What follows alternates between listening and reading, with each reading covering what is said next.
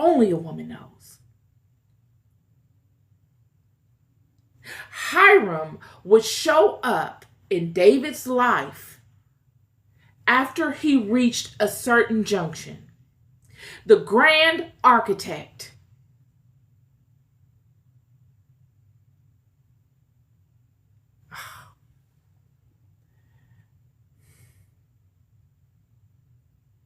And in doing so, he sends messengers to David. We just spoke to this yesterday about angels being messengers. He sends messengers, what one would consider an angel, someone bearing truths, conveying information as to the reason why they are sent to David. And he also sends merchandise. He sends cedar trees and carpenters. He sends the material needed to create, and he sends the creators. Because that's what a carpenter is. Carpenter is someone that works with wood. They understand how to use wood and to structure it in a way that it creates something useful. You're transforming it, you're alchemizing it from one state to another. Carpenter. And masons. Oh, this word mason, what do they mean by masons? He sent those that knew how to form structures using mathematical precision, geometric shapes. Hiram comes to establish David, to carve out a space in the physical world to establish David. X marks the spot. David has been chosen. He has been selected, word, thought, conveyed through word by the people. He was already chosen by God. But at this junction, he's worked out his walk. He's proven himself worthy. And in doing so, he did it in front of everybody. The world, as David knew it, was privy to his walk. He's been tested at every angle, even after the unalivement of Saul, after he goes through the selection process of being selected king of Israel. His foes don't go away. They come to continue testing him, trying him. Yet he being like Neo, he's same old tricks. And when Hiram shows up with certain aspects of creation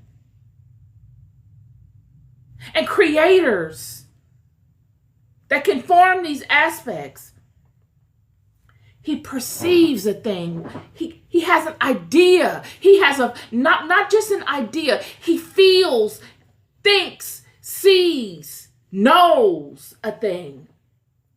And that thing that he knows is that God established him king over Israel. There was not a letter of announcement letting David know he's king over Israel at this point.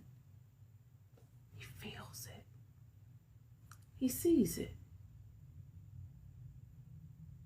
It's a knowing. It's a connectivity of dots in the invisible and in the physical that form a body, that tell a truth. Friends, I'm here to tell you, your Hirams show up to let you know your level of achievement. Your Hirams show up to establish you, friend. The Hirams of your life, God will send to you to establish you. You will not get a memo from God. He will not send you a document by way of messenger, spelling it out. It won't come to you in a dream, friend. The enemy infiltrates the dream world.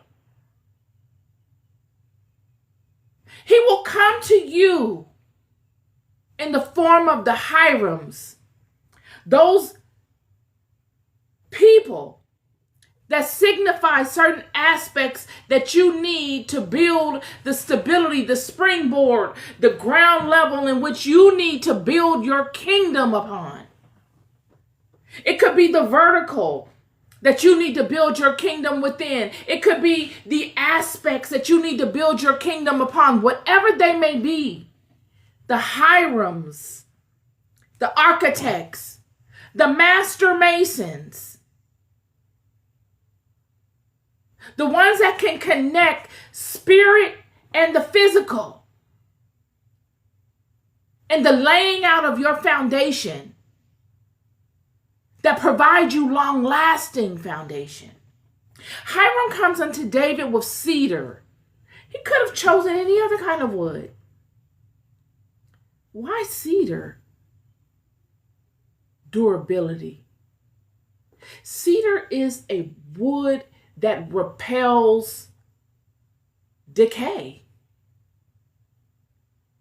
It is like fire, but within wood. Cedar is the type of wood that has within it natural elements that act as antibacterial, has within it antibacterial elements that prevent erosion. It repels the moth and the insects within the world that cause such things. It's highly durable. When Hiram is sent to David with messengers bearing gifts of cedar, it is conveying that Hiram is establishing a long-lasting kingdom for David. David needs Hiram because what Hiram has, no one else has. He has the knowledge locked within him to establish David for the long haul, to create a foundation in which nothing but righteousness and goodness can spring forth from. This does not mean that Hiram is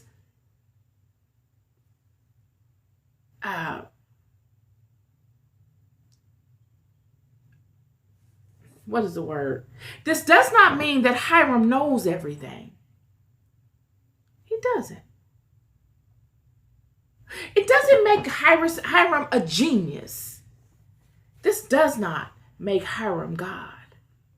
We will see in chapters beyond this, during Hiram's interaction with David's son Solomon, the limit says Hiram himself experiences his own limitations. He's human. He would not be able to see the bigger picture of the blessing that God had bestowed upon him through David's son Solomon. And in that, we get to see the human nature of this masterful man. Yet his human nature does not discredit the fact that he was a master at his craft. It just shows that he's just as human as you and I. Still a master in his own right and blessed.